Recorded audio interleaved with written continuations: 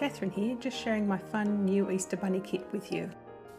It's made from wool felt and a tiny cardboard bunny shape, and when it's all glued together it looks like it's been hand stitched.